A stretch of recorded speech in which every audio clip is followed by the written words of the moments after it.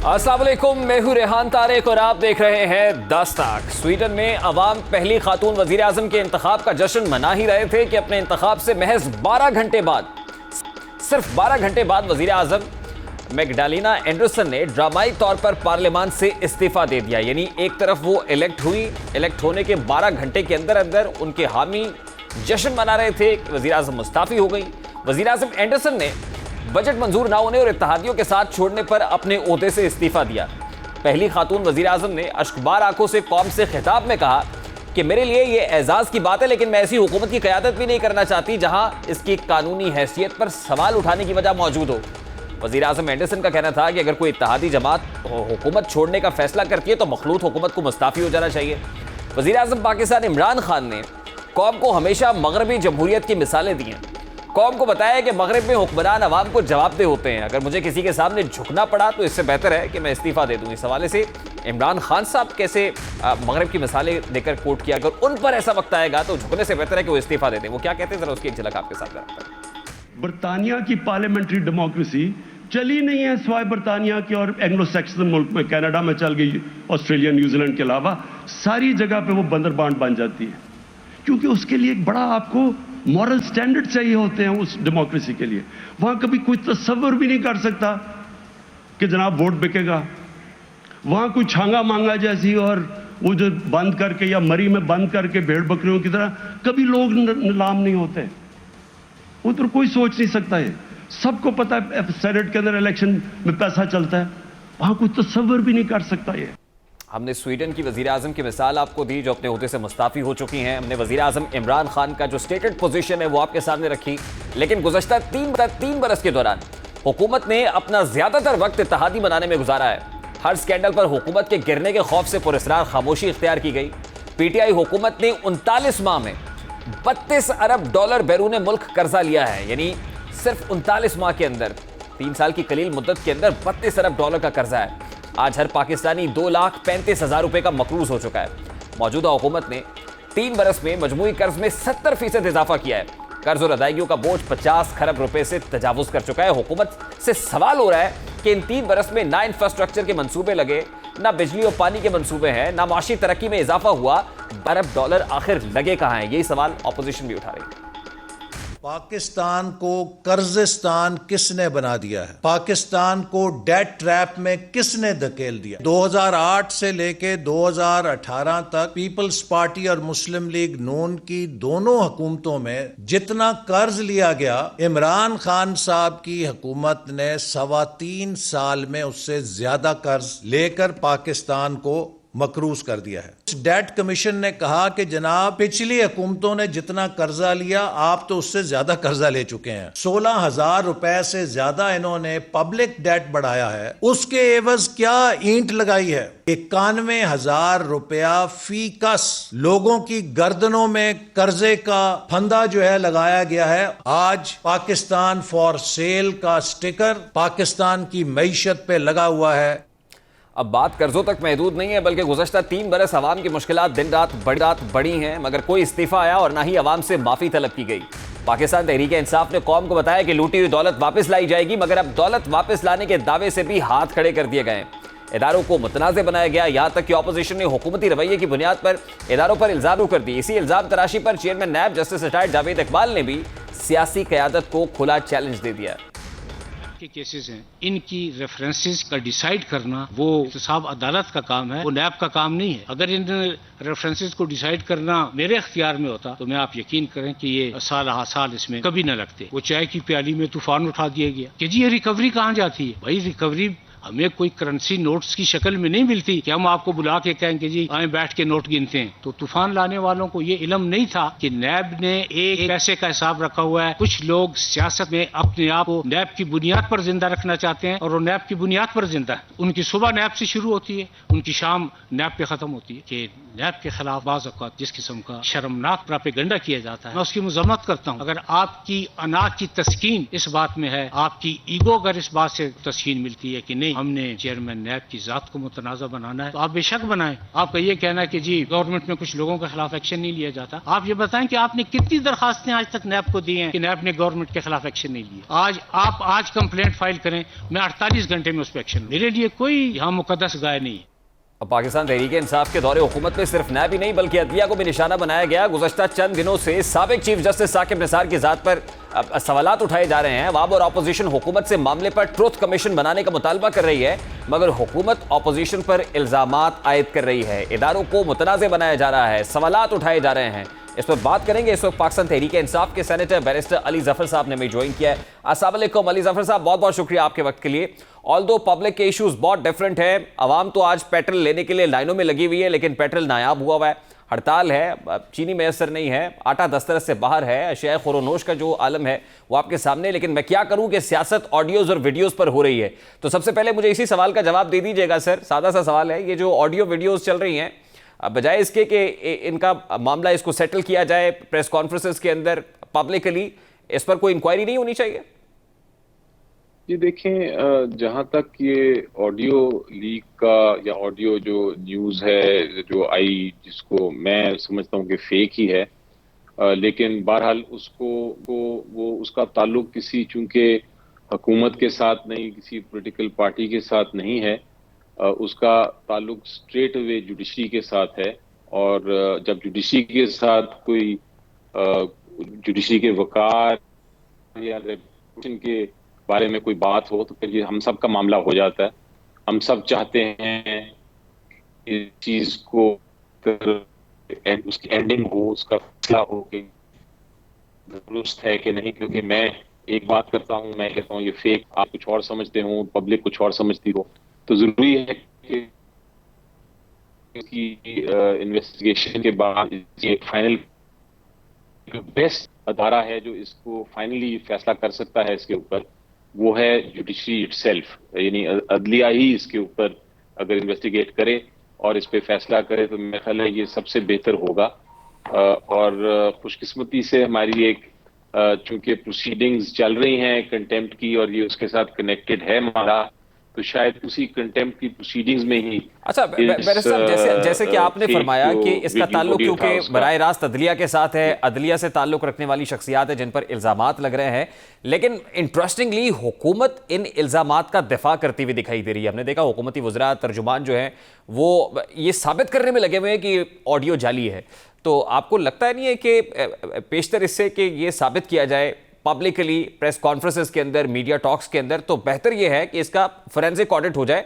अदलिया, जैसे आपने कहा इस्लामाबाद हाई कोर्ट ने इसका नोटिस लिया हुआ है और उसके साथ अगर ये क्लब हो जाए ऑडियो वाला मामला तो हो सकता है, लेकिन क्या हुकूमत को गैर जानिबदार जराए से इसका फोरेंसिक नहीं कराना चाहिए? बेहतर यही है कि अगर इसका फोरेंसिक कोई कराना है और इसकी इन्वेस्टिगेशन करानी है तो ये अदलिया खुद ही का, यानी प्रोसीडिंग्स में जो कंटेम्प्ट की प्रोसीडिंग्स हैं, तो उसके जब एक बार अदलिया इसको इन्वेस्टिगेट कराएगी और अगर हुकूमत को वो कहती है कि कोई इन्वेस्टिगेटिंग एजेंसी की मदद की जरूरत है, असिस्टेंस की जरूरत है, तो बिल्कुल हुकूमत तैयार होगी। लेकिन अगर ये अदलिया की ऑस्पिसीज के नीचे हो, उनके इख्तियारात के नीचे हो, उनकी जुरिसडिक्शन के नीचे हो, तो फिर ये इसके ऊपर पब्लिक को यकीन होगा कि अल्टीमेटली कंक्लूजन क्या है। तो बेस्ट यही है कि अदलिया करे। जहां तक आपने फरमाया कि हुकूमत के लोग क्यों इसकी दफा कर रहे हैं या इसको कह रहे हैं फेक, वो इसलिए कह रहे हैं क्योंकि जिस तरह मैंने कहा ये चूंकि अदलिया का मामला है तो इस पर हर एक का अपना व्यू पॉइंट हो सकता है और हर कोई अपना व्यू पॉइंट देना चाहेगा। मसलन मैं आपको अपना पर्सनल व्यू पॉइंट बताऊं कि जब ये आई थी ऑडियो शुरू में तो नजर तो ये आ रहा था, ख्याल तो ये आ रहा था आपको कि ये चूंकि आवाज उनकी है तो इसमें क्या हकीकत है, और परेशानी हुई थोड़ी सी। लेकिन जब उसके बाद उसकी कुछ चैनल्स में, कुछ मीडिया हाउसेस में उसकी एक फोरेंसिक इन्वेस्टिगेटिव रिपोर्टिंग हुई तो नजर आ गया कि ये एक्चुअली किसी जो तकरीर की है जज साहब ने पहले, उसमें से ये अल्फाज निकाले गए हैं और वो बिल्कुल जी बिल्कुल बिल्कुल बैरिस्टर साहब, बिल्कुल ये एक परसेप्शन तो है, एक परसेप्शन वो है जो पेंट करने की कोशिश पाकिस्तान मुस्लिम लीग नून कर रही है, एक परसेप्शन हुकूमत वक्त पेंट करने की कोशिश कर रही है, एक मीडिया चैनल के ऊपर एक वीडियो चलाई गई, लेकिन फिर भी वो फोरेंसिक ऑडिट तो नहीं हो सकता, या वो अटेस्टेड वेरीफाइड वीडियो तो नहीं हो सकती कि जो साबित कर दे कि ये जाली है और इसके अंदर कोई मैनिपुलेशन है। उसके लिए तो कोई ना कोई मुनासिब फॉरम होना चाहिए। अब जिन जज साहब के ऊपर, साबिक चीफ जस्टिस के ऊपर इल्जाम लगा, वो भी अब इस हवाले से अभी वो कह रहे हैं कि वो अदालत नहीं जाएंगे। पहले ही कहा गया कि शायद वो इसको हर्जाने का नोटिस करेंगे, लीगल नोटिस सर्व होगा, लेकिन उसको भी डिनायल आ गया फिर। तो आपको क्या लगता है, आप भी यही कहते हैं कि अज खुद नोटिस हो इसके ऊपर कोर्ट का, क्योंकि नून लीग भी यही कह रही है कि सो मोटो ले तो बेहतर होगा?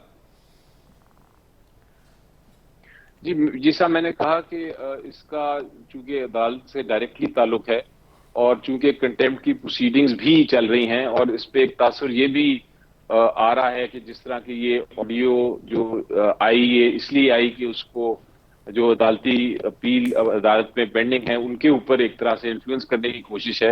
तो मेरा ख्याल है सबसे बेहतर यही है कि अगर इसका फोरेंसिक होना है या इसकी इन्वेस्टिगेशन मजीद होनी है, ताकि दूध का दूध और पानी का पानी सामने आ जाए नजर सबको, तो ये सबसे बेहतर इंस्टीट्यूशन जो इसको कर सकती है वो अदलिया ही है। और हो सकता है कि आने वाले दिनों में हम देखें कि जो कंटेम्प्ट की प्रोसीडिंग्स है उसमें अदालत इसको भी शामिल कर ले। अच्छा, और ये मेरा ख्याल है जी जी ये फरमाइएगा सर कि सिर्फ यही नहीं है, इसके साथ एक सीरीज ऑफ इवेंट्स जो हैं वो कोट किए जाते हैं। वो जज अरशद मलिक का वीडियो स्कैंडल हो, वो जस्टिस शौकत सिद्दीकी का स्टेटमेंट हो, उसके बाद राना शमीम अख्तर साहब का एफिडेविट हो, अब ये ऑडियो स्कैंडल है। तो ये सीरीज ऑफ इवेंट्स है। आपको नहीं लगता कि अगर इनको किसी जगह पर इनके इल्जामात का जवाब दे दिया जाता, मुनासिब फोरम के ऊपर आकर इसको क्लैरिफाई कर दिया जाता, तो आज पाकिस्तान मुस्लिम लीग नून इन इवेंट्स को कोट करके एक पॉलिटिकल परसेप्शन डेवलप ना कर रही होती? तो ये लूप होल्स तो है जो छोड़ दिए गए। जी देखें, जो ये सारी आपने बातें कही, जब इसका आप एक ऑब्जेक्टिव तरीके से, एक आराम से, सुकून से पीछे बैठ के इसको एनालाइज करते हैं, तो लगता यही है कि ये सब की इंडिकेशन, ये सारी जो मामलात हैं जितनी आए, उनका पर्पस या उनका मकसद एक ही है, और वो शायद अपील्स जो पेंडिंग हैं इस्लामाबाद हाई कोर्ट में, उनको किसी तरह उनके ऊपर इन्फ्लुएंस करने की एक काविश है। तो जरूर इस काविश को रोकना चाहिए और इस काविश की इन्वेस्टिगेशन होनी चाहिए कि वाकई ही जो मेरा तासुर है या कुछ लोगों का तासुर है वो दुरुस्त है कि नहीं। और अगर दुरुस्त है तो फिर उनके खिलाफ कार्रवाई होनी चाहिए जिन्होंने इस किस्म की कोशिश की है इन्फ्लुएंस करने की। तो कोई शक नहीं है कि ये, जिस तरह मैं कह रहा हूं कि जो बेस्ट इंस्टीट्यूशन है इसको इन्वेस्टिगेट करने की और इसकी कंक्लूजन तक पहुंचने की, वो अदालत ही है, अदलिया ही है। जब वो उनका फैसला आएगा इस मामले पे सारा, तो वो ही सबको एक्सेप्टेबल होगा। वरना आप दुरुस्त कह रहे हैं कि मैं कुछ कहता रहूं, कोई दूसरा शख्स कुछ और कहता रहे, तो वो डिबेट में ही रहेगा मामला, लेकिन वो उसकी कोई कंक्लूजन नहीं होगी। मेरे साहब देखिए, हमारी पॉलिटिकल हिस्ट्री भी ये बताती है कि फी जमाना अदालतों को प्रेशराइज करने की कोशिश तो की गई है। वो किसी आमिर का दौर हो, वो पाकिस्तान पीपल्स पार्टी हो, पाकिस्तान मुस्लिम लीग नून हो, या पाकिस्तान तहरीक इंसाफ हो, जो अपने एहतसाब के बयानिए को लेकर भी यही कहती है कि अगर अदालतें ठीक तरीके से काम करें तो कन्विक्शन रेट बढ़ जाए। तो अदालतों को तो प्रेशराइज करने की कोशिश होती रही है। जो अब प्रेशर बढ़ा है इन इवेंट्स को कोर्ट करने से, क्या इस प्रेशर को सस्टेन कर पाएंगे? आपको लगता है कि इस दबाव में बहुत सारे केसेस का फैसला जो है, जैसे वो चाह रहे हैं अगर हिट करना, तो उस तरह से करवा लेंगे? मेरा नहीं ख्याल जी कि ये सारे जो कोशिश है जो इन्फ्लुएंस करने की, ये कोई कामयाब होगी, क्योंकि अदलिया जो है वो उन्होंने अपना काम करना है। उन्होंने अदालत में जो फैसले देने हैं वो जो भी एविडेंस आया हुआ है इन अपीलों में उसके बेसिस पे ही देने हैं। तो ये डिबेट की बात सही है, ये ट्राई की गई है इन्फ्लुएंस करने की, लेकिन ये कामयाब नहीं होगी। बिल्कुल ठीक है, पॉइंट टेकन से इसको जरा कंक्लूड करते हैं सर। और आखिर में ये चेयरमैन नैब वाला जो मामला है, इस पर भी जो कानून साजी हुई, ऑर्डिनेंस को फिर कानून की शक्ल दी गई, आपको नहीं लगता कि चेयरमैन नैब जो है उनको एम्पावर करने की बजाय मजीद वीक किया गया है? ऑल्दो आज चेयरमैन नैब ने बड़ी दबंग तकरीर की है, लेकिन अल्टीमेटली जो उनकी पावर्स हैं, वो विंग्स हैं, क्लिप हुए हैं, वो स्ट्रांग नहीं हुए। जी देखें, जहां तक तो चेयरमैन नैब का ताल्लुक है या नैब में जो तरामीम हुई हैं उनका ताल्लुक है, वो अभी तक पार्लियामेंट में नहीं आया मामला। वो अभी तक वो जॉइंट सेशन में भी नहीं आया था।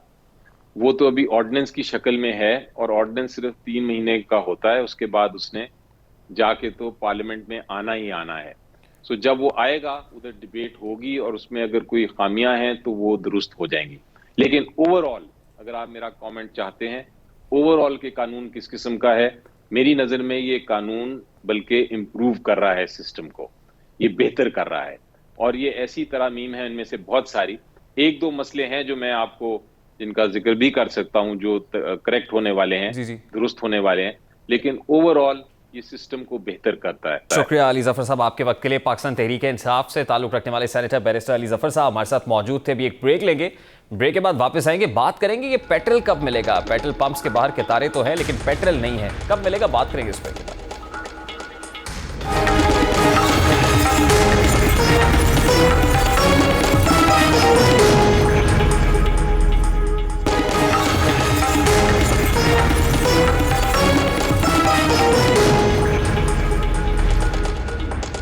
Welcome back. पाकिस्तान तहरीक इंसाफ के 3 बरस में दूसरी बार पेट्रोल का बहरान पैदा हुआ है। पेट्रोल पंप्स पर लंबी कतारें लगी हैं। एम्बुलेंसेज, मुसाफिर गाड़ियां और आम आदमी की सवारियों के लिए पेट्रोल दस्तयाब नहीं है। गुज़श्ता 24 घंटों से रोशनियों के शहर से लेकर शहर इक़्तिदार और जिंदा दिलान की नगर से फूलों के शहर तक हर जगह पेट्रोल पंप्स पर शहरियों की लंबी लंबी कतारें लगी हुई हैं। इक्का दुक्का मकामात के सिवा तमाम पेट्रोल पंप्स बंद हैं, जिसके बायस अवाम सख्त अजियत में मुब्तला हैं। कई शहरियों ने रात पेट्रोल पंप्स पर गुजारी, जबकि चंद एक पेट्रोल पंप्स खुले हैं जहां शहरी लाइन में लगे हुए हैं। ओगरा की धमकियां भी काम नहीं दिखा सकी और ना ही वजीर तवानाई हमाद अजहर का 2 टोक मौक़िफ़ पेट्रोल पंप्स मालिकान की हड़ताल खत्म करा सका है। डीलर्स ने अपना मार्जिन 6 रुपये करने का मुतालबा किया था, यानी वो कह रहे हैं कि डीलर मार्जिन 4 रुपये से बढ़ाकर इसको 6 रुपये किया जाए। 4% से 6% मांग रहे हैं और मुतालबा मंजूर ना होने पर हड़ताल की धमकी दी गई थी। मुसलसल 1 हफ्ते तक हुकूमत ने मामले पर खामोशी इख्तियार की, ना कोई मुज़ाकरात हुए, ना ही डीलर्स को हड़ताल खत्म करने पर राजी किया जा सका। नतीजतन गुज़श्ता 24 घंटों से मुल्क में अफरा तफरी है। पेट्रोल की कीमत बढ़ा दी गई है, जबकि शहरी परेशानी के आलम में दूध की बोतलों और ड्रमों में पेट्रोल जखीरा कर रहे हैं। जहां अवाम जहनी अजियत में मुब्तला है, वहीं डीलर एसोसिएशन और हुकूमत अपने अपने मौक़िफ़ पर हैं। ज़राए के मुताबिक डीलर्स एसोसिएशन ने अपने मुतालबे में मामूली लचक का मुजाहरा किया है। एसोसिएशन मार्जिन में 6 की बजाय तकरीबन 5% इजाफे पर रजामंद है। उधर हुकूमत भी डीलर्स एसोसिएशन को कायल करने की कोशिश कर रही है। ज़राए के मुताबिक एसोसिएशन मार्जिन में फौरी तकरीबन 8 रुपये फी लीटर इजाफा चाहती है। एसोसिएशन वफाकी काबीना की मंजूरी के बगैर फौरी इजाफा चाह रही है।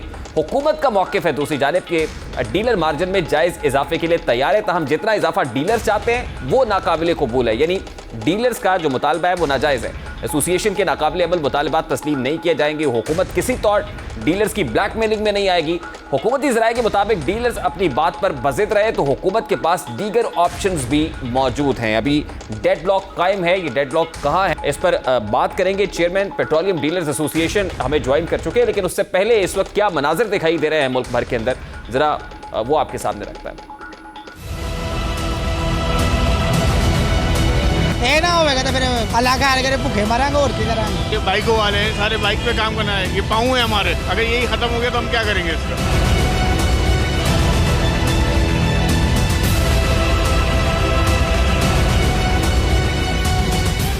इस वक्त chairman petroleum dealers association Abdul समी खान साहब हमारे साथ मौजूद है। अस्सलाम वालेकुम अब्दुल समी खान साहब, बहुत बहुत शुक्रिया आपके वक्त के लिए। आपने स्ट्राइक की कॉल दी थी, स्ट्राइक हो गई, पेट्रोल पंप्स बंद हैं, शहरी खार हो रहे हैं। आप ये बताइए कि हुकूमती वफ्द से या किसी भी सतह पर आपके कोई मुज़ाकरात हुए हैं, क्योंकि हुकूमत तो कह रही है कि डीलर्स के नाजायज़ मुतालबात तस्लीम नहीं करेंगे। देखिए, ये इसके सामने बड़ी गलत बात करी है। हमने जो मुतालबा किया था वो इन्होंने रिकमेंड नहीं किया है, ना हमें दिखाया था। हमें पेपर के जरिए पता चला कि इन्होंने हमें 1 रुपया हमें बढ़ा दिया है। उससे हमारे डीलर हजरात बिल्कुल मुतमईन नहीं है और वो कहते हैं कि हम पंप भी बंद कर देंगे, हम नुकसान में पंप नहीं। उनका तो इस पर मौक़िफ़ था ना कि हमारी आपसे बातचीत हो गई थी और उसके बाद हमने ECC को तजवीज़ भेज दी थी, लेकिन आप ये कह रहे हैं कि भी क्योंकि मुज़ाकरात नहीं हुए, अगर मुज़ाकरात ही का आगाज़ नहीं हुआ तो बुनियादी तौर पर डेडलॉक क्या है फिर? ये तो गवर्नमेंट के ऊपर है डेडलॉक। आज ये अगर ये अभी नहीं दे सकते हैं, देखिए मैं आपसे बात कर रहा हूँ, इन्होंने ये ईसीसी में मंजूर करा दिया।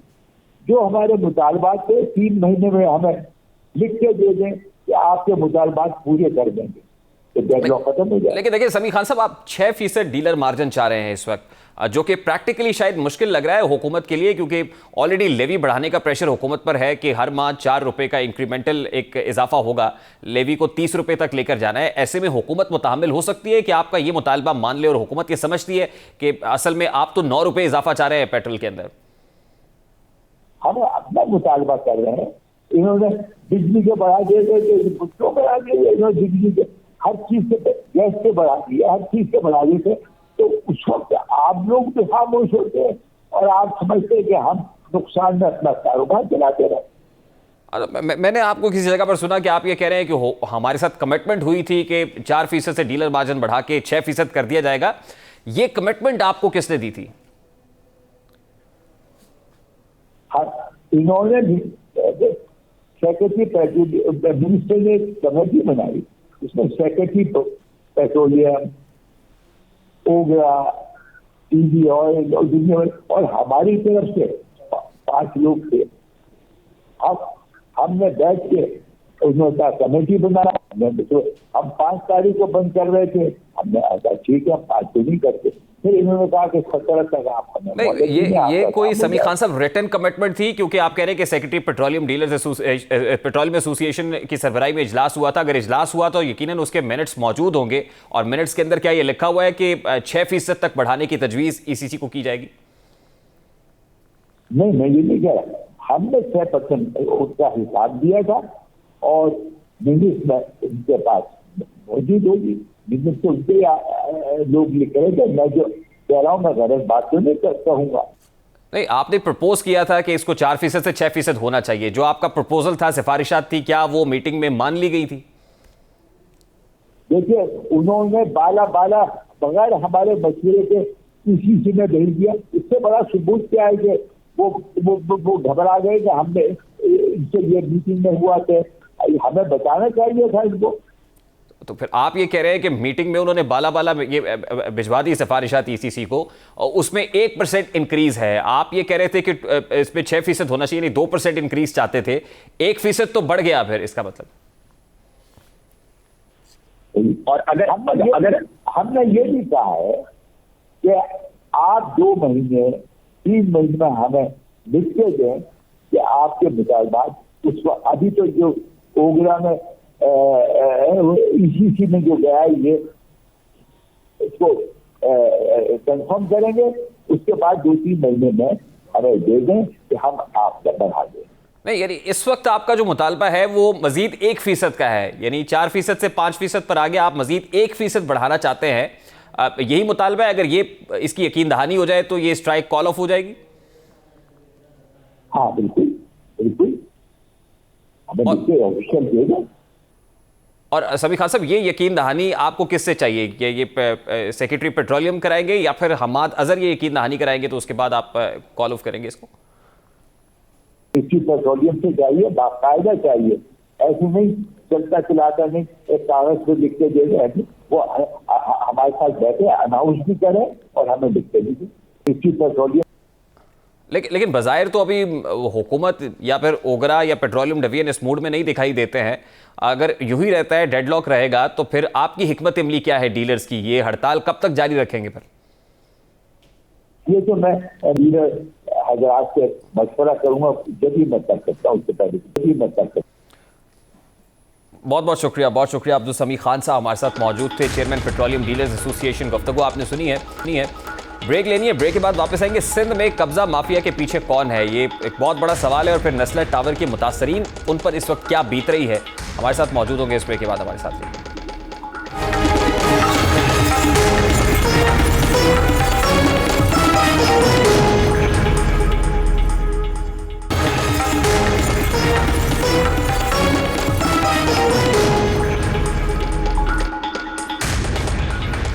Welcome back. Chief justice of Pakistan justice Gulzar Ahmed की सरबराही में सिंध में जमीनों का रिकॉर्ड कंप्यूटराइज करने से मुताल्लिक केस की समाअत हुई। अदालत ने senior member board of revenue को 1 माह में सरकारी जमीन से कब्जा खत्म करा के रिपोर्ट पेश करने का हुक्म दिया।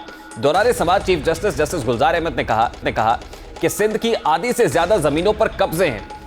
आप कोनों से तस्वीर लेकर आ गए हैं। ये लॉलीपॉप आपके अफसरान आपको देते होंगे, हमें मत दें। चीफ जस्टिस ऑफ पाकिस्तान ने कहा कि आधे कराची पर कब्जा है, कोरंगी चले जाए, ये सब आपके रेवेन्यू वालों ने बनाया हुआ है। यूनिवर्सिटी रोड पर देखिए, जाली दस्तावेजात पर कितनी कितनी मंजिला इमारतें बनी हुई हैं। मलीर नदी में घर बन रहे हैं, जाकर देखें। एक इमारत बताए जो बनी हो एनक्रोचमेंट पर और आपने गिराई हो। अब तो रेट बढ़ गया होगा कि सरकारी कोर्ट ने गिराने का हुक्म दिया है, अभी गिराएंगे। अफसरान सिर्फ दफातर में बैठकर गद्दी गर्म करते रहते हैं। 15-15, 20-20 मनाजिल की इमारतें सरकारी ज़मीनों पर बनी हुई हैं। Super highway, national highway, Malir university road पर इमारतें बनी हुई हैं। एयरपोर्ट के पास ज़मीन नज़र नहीं आती। आपको अदालत की बरहमी पर सीनियर मेंबर ने कहा कि हम नोटिस लेते हैं। इस पर चीफ जस्टिस का कहना था कि हम नोटिस लेते हैं, आप नहीं। आप रोज़ाना 10 चिट्ठियाँ लिखें, कुछ नहीं होता। ये काम आपके अफसरान का है। जहां कराची के दीगर इलाकों पर कब्जा माफिया के खिलाफ ऑपरेशन का हुक्म दिया है, वहीं नस्ला टावर के मुतासरीन आज भी बेबसी की तस्वीर बने हुए हैं। उनकी मुश्किलात के खत्म होने का नाम नहीं ले रही। इस वक्त साबिका रिहायशी नस्ला टावर जाफर हारून साहब हमारे साथ मौजूद हैं, उन्हीं से जानते हैं कि इस वक्त उन पर क्या बीत रही है। अस्सलाम वालेकुम जाफर हारून साहब, बहुत बहुत शुक्रिया आपके वक्त के लिए। ये पूछकर मैं आपके जख्म हरे नहीं करना चाहता कि नस्ला टावर में आपका फ्लोर कौन सा था, मकान नंबर क्या था। मुझे सबसे पहले ये बताइएगा कि आप और आपकी फैमिली इस वक्त कहाँ है, किस हाल में? अभी जो हम लोग रह रहे हैं अभी क्लिफ्टन पर, और किराए पर रह रहे हैं। किराए पर लिया हुआ है अभी हमने। आप और आपकी तमाम तर फैमिली इस वक्त क्लिफ्टन पर शिफ्ट हुई है। मुझे ये बताइएगा कि जिस वक्त ये फैसला हुआ कि नस्ला टावर को मिसमार किया जाएगा, तो उसके बाद यकीनन ये मालिक पर था कि वो आपको कॉम्पनसेशन देगा, आपको अब रकम फराम की जाएगी या आपका कोई अल्टरनेट मुतबादिल जो है वो आपको दिया जाएगा। तो इस हवाले से अब तक क्या पेशरफ्त हो सकी है और आपको क्या बताया जा रहा है? सर अभी तक तो हमें कोई भी जवाब नहीं दिया जा रहा। हम अभी बिल्डर से भी मुलाकात करें, बिल्डर हमें जवाब नहीं दे रहे। इसलिए जब ये तय हुआ था कि जब जज ने ऑर्डर किए थे कि इसको तोड़ने के पहले इनको पैसे दिए जाए 3 महीने के अंदर, तो 3 महीने तक निकल गए, अभी 6 महीने हो गए, अभी तक हमें कोई भी पैसे नहीं दिए जा रहे। हम बस ये रिक्वेस्ट कर रहे हैं कि हमें दिए जाए, हमें बस जवाब नहीं दे रहे, हमें पैसे नहीं दे रहे। तो इस वक्त आपका राब्ता किससे है? राब्ताकार कौन है इस वक्त? सर अभी तो हमारा राब्ता एक आबाद वाले हैं, इनसे हो रहा था, और बाकी बिल्डर जो हैं गफ्फार भाई, और इनसे भी बात हो रही थी इनसे, तो उन्होंने हमें कोई जवाब सनसरी को जवाब दे नहीं रहा। हमने ये कहा कि आप हमें पैसे दें ताकि हम कहीं ना कहीं घर लें। अभी हम ऐसे बेघर हो गए कि हमें समझ में नहीं आ रहा कि हम कहाँ जाएंगे और किस तरह रहेंगे, कैसे रहेंगे। और अभी फ्लैट लेने के लिए जाते हैं तो आपको भी पता है कि अभी वैल्यू बहुत ज़्यादा है यहाँ पर, कि हम अभी ले नहीं सकते। इस हवाले से कोई तय हो सका कि किसकी कितनी कॉम्पनसेशन बनती है, फ्लोर वाइज और एरिया वाइज कितनी कॉम्पनसेशन बनती है? कोई ऐसा फॉर्मूला, कोई मैकेनिज्म बना हो जिसके तहत आप ये सिफारिश कर रहे हैं? सर हमने तो ये उनको कहा है कि आप हमें जो अभी एक्चुअल जो रकम है, जो मार्केट वैल्यू, उसके हिसाब से हमें पैसे दिए जाएं। तो वो हमारी अभी कोई सुनने में, ना कुछ कहने में, कोई कंफर्म नहीं कर रहे, ना कुछ जवाब देते हैं। देखिए, ये आपका मुतालबा है कि मार्केट वैल्यू के मुताबिक आपको कॉम्पनसेशन दी जाए, लेकिन क्या वो उस वक्त जिस वक्त आपने फ्लैट खरीदा था उस वक्त के एतबार से, उस वक्त की वैल्यू के हिसाब से आपको पैसे देने के लिए आमादा है? नहीं, अभी तक तो इन्होंने कोई हम तक कंफर्म नहीं किया। इसलिए मैंने ये फ्लैट्स पहले लिया था 3 साल पहले। अब अगर मार्केट वैल्यू के हिसाब से आप लेने के लिए जाते हैं, 3 बेड के, 2 बेड के, अभी सबको पता है कि अभी रेट क्या चल रहा है। आप लेने जाएंगे तो आपको अभी 2, सवा 2, 2.5 में ये फ्लैट्स नहीं मिल सकता। 2, सवा 2, 2.5 करोड़ की बात कर रहे हैं आप? जी। और इस 2, सवा 2, 2.5 करोड़ मालियत के फ्लैट को खोने के बाद आप इस वक्त जिस रेंट के मकान में रिहाइश इख्तियार किए हुए हैं इस वक्त, उसका क्या रकबा है? वो कितना एरिया है, कितना रेंट आप इस वक्त दे रहे हैं, कितने अरसे से? सब मैं तो अभी यहाँ पर, इसलिए अभी मैंने यहाँ पर लिया हुआ रेंट, वरना मैंने कभी रेंट पर लिया नहीं है। और अभी इतने टूट गए कि अभी समझ में नहीं आता कि हमारे जितनी भी जमा पूंजी, जितने भी पैसे थे, सारे पैसे यहाँ पर लगा देते हैं। अब हम कहाँ जाएंगे? अब बस हम परेशान हैं। हम ये इल्तिजा न्यूज़ के ज़रिए आप लोग की शुक्र, आपका एहसान है कि आप लोग ने हमारा साथ दिया है। तो इसके ज़रिए मैं ये कहना चाहता हूँ कि हमें पैसे दिलाए जाएं और बिल्डर्स को भी कहा जाए कि इनको पैसे दिए जाएं, ताकि हम कहीं ना कहीं, इसलिए यहाँ पर मैं अकेला नहीं हूँ ना, यहाँ पर सब 44 लोग रहते हैं, तो वो सब बेघर हो चुके हैं। तो उनके साथ भी किया जाए कि इनके साथ दिया जाए। जी जाफर साहब, जैसे आप फरमा रहे हैं कि आप कोई अकेला ख़ानदान तो नहीं है जो डिस्प्लेस हुआ है, अभी ये 44 ख़ानदान है, तो इनकी दाद रसी के हवाले से अभी जो इंतज़ामिया मौजूद है, हुकूमत सिंध है या कमिश्नर जो मौके पर मिसमारी के काम को देख रहे हैं, यकीन दहानी कराई गई कि वो बिल्डर से आपको पैसे लेकर देंगे? सर अभी तक तो सबकी बातें, किसी ने अभी कुछ रद्दोमल कुछ भी नहीं हुआ, सबकी बातें चल रही हैं और कोई रद्दोमल कुछ भी नहीं है। अच्छा, क्योंकि ये 44 ख़ानदान है तो तमाम तर फैमिलीज़ के साथ तो आपका राब्ता होगा, सब लोग सोच विचार में तो पड़े हुए हैं, जाहिर है उसका कोई मुतबादिल अपने तौर पर तलाश करने की कोशिश भी कर रहे हैं, तो इस वक्त क्या कंसेंसस है तमाम तर फैमिलीज़ का, ख़ानदानों का, जो इस वक्त बेघर हुए हैं कि अब क्या हिकमत अमली होगी आपकी? सर देखें, अभी जो यहाँ पर फ़िलहाल जो रहते हैं 20 जाने रहते हैं, 20 से 22-25 जाने रहते हैं, बाकी रेंट पर थे, और इसके अलावा बाकी फ़ॉरेन जिनके पैसे लगे हुए थे बाहर के वो हैं। अगर इससे देखा जाए तो 25-30 जाने यहाँ पर मौजूद है फ़िलहाल। और वो यहीं पर रहते हैं, मतलब मिसमारी का काम जारी है जिस वक्त वो यहीं पर मौजूद है? जी ये सब यहाँ पर ही मौजूद थे, अब सब के सब चले गए, कोई कहाँ पर अब हम क्या कर सकते हैं, आप हमें ये बताएं। इसलिए हमें पैसे नहीं दे जा रहे तो हम क्या कर सकते हैं। जज साहब ने भी ऑर्डर पास किए थे कि इनको पैसे दिए जाएं, जो इसके बाद किसी ने कोई भी पैसों के बारे में किसी ने बात नहीं की कि हमें पैसे दिलाए जाए, पैसे दिए जाए, किसी ने बात नहीं की। बस यही सब आते हैं, देख कर चले जाते हैं, और ये पैसे इसके बारे में ना किसी का कहना है, हम बिल्कुल ख़त्म हो गए सबके सब, हम कहाँ जाएंगे अब। जी यकीनन ये बड़ी दर्दनाक दास्तान है। आप अपनी जमा पूंजी को जो उम्र भर की कमाई है उसको अपनी आंखों से ज़मीन बोस होते हुए देख रहे हैं। This is very unfortunate. लेकिन ये कहिएगा कि इस वक्त मतलब यहाँ पर जितने भी लोग मौजूद हैं, जो मैं आपसे जानना चाह रहा हूँ, उनकी मुश्तरका हिकमत अमली अब क्या होगी? क्या वो हुकूमत सिंध से अपील करेंगे, चीफ जस्टिस ऑफ पाकिस्तान से अपील करेंगे, आबाद वालों पर आपका तकिया है, किसकी तरफ आप नज़रें जमाए हुए हैं इस वक्त? सर देखें, चीफ जस्टिस साहब ने तो ये ऑर्डर किया कि आप बिल्डर्स पैसे देंगे, तो हम तब बिल्डर्स के इस पर ही कह रहे हैं कि बिल्डर हमें पैसे दे। इसे सिंध हुकूमत का और ये कहने का कोई जवाब नहीं है, इसलिए वो तो आपको भी पता है कि कोई मिलते ही नहीं है पैसे। तो हम तो ये कोशिश करें कि हमें बिल्डर पैसे दे, सिर्फ बिल्डर की जिम्मेदारी है ना, बिल्डर देना हमें पैसे। बिल्डर के बारे में तो ये खबरें आ रही हैं कि वो मुल्क से फ़रार हो चुका है, वो मुल्क में नहीं है, क्या ये दुरुस्त है? नहीं, मुल्क से तो फरार नहीं है, बिल्डर यहाँ पर मौजूद है, मुल्क से फरार नहीं हुआ बिल्डर। लेकिन आपको कोई खातिर खा जवाब नहीं मिल रहा है? नहीं, जवाब हमें नहीं मिल रहा। इस हवाले से कोई टाइम मांग रहे हैं आपसे, कोई वक्त मांगा जा रहा है, या कहा जा रहा है कि बिल्कुल हम पैसे देने की पोजीशन में नहीं है? आपको जवाब क्या मिल रहा है इस वक्त? नहीं, अभी हम कहते हैं तो बोलते हैं चलें सही, हम आपसे आज मुलाकात करते हैं, आज कहते हैं, बोलते हैं 1-2 दिन के बाद करते हैं, इसी तरह जवाब मिल रहा है हमें। बाकी अभी तक कोई सूरत हमें पास सामने आई नहीं है। अच्छा, लास्टली मुझे ये बताइएगा कि ये आज कल ही चलता रहा तो यकीनन आपके सब्र का पैमाना भी इस वक्त जवाब दे रहा होगा, आप बेघर हुए हुए हैं, तो उसके बाद फिर आप क्या करेंगे? को बिल्डर के खिलाफ अदालत जाएंगे? सर हमें तो अब यही करना पड़ेगा कि सब मिलकर बिल्डर के खिलाफ अदालत जाएंगे, अगर हमें पैसे नहीं मिलेंगे तो। ठीक है, और आपको उम्मीद है कि अदालत जाए बगैर आपको पैसे मिल जाएंगे, काम हो जाएगा? जैसे उम्मीद तो है, उम्मीद पर दुनिया कायम है। बाकी हम बिल्डर्स के ये भी हम कह रहे हैं कि हमें पैसे दिए जाएं, इन्होंने कहा हम आपको बताएं, अभी तक इनका कोई रद्दी अमल कोई जवाब हमें मिला नहीं है। उम्मीद तो है कि मिलेंगे, वरना मेरी तो चीफ जस्टिस साहब से ये अपील है कि जिस तरह इन्होंने इसको खाली करवाया है, टोटल कंप्लीट तोड़वा कर, ये इनके से अपील है कि वो बुलाएं और उनको कहा जाए कि यहाँ पर जितने भी रिहायशियन को पैसे दिए जाएं। मेरी उनसे ये अपील है कि उनसे ये रिक्वेस्ट है। बहुत बहुत शुक्रिया जाफर हारून साहब, साबिका रिहायशी नेस्ला टावर हमारे साथ मौजूद थे। अभी एक ब्रेक लेंगे, ब्रेक के बाद वापस आएंगे। सियासी जमातें बल्दियाती इदारों से खौफजदा क्यों है, ये एक बड़ा अहम इशू है, इस इशू को उजागर करेंगे इस ब्रेक के बाद हमारे साथ।